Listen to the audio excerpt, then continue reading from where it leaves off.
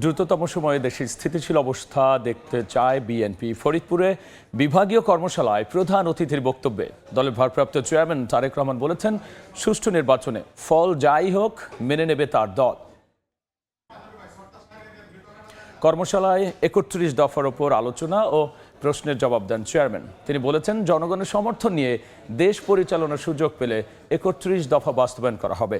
তারেক রহমান আরও বলেছেন, রাজনৈতিক দল হিসেবে আগামীতে দেশের সব জায়গায় জবাবদিহিতার পরিবেশ সৃষ্টি করতে চায় বিএনপি। নেতাকর্মীরা ভুল করলে সতর্ক করতে হবে, প্রয়োজনে আরও কঠোর হতে হবে। আওয়ামী লীগ আমাদের শিক্ষা ব্যবস্থাকে টোটাল ধ্বংস করে ফেলেছে। ছাত্রদের মধ্যে মাননীয় ভারপ্রাপ্ত চেয়ারম্যান মাইকটা মুখে যেন সংক্ষিপ্ত হয়, অর্থবহ হয় এবং যারা দর্শক তারা শুনে এটা হবে স্যার, এই একটি পুরস্কার।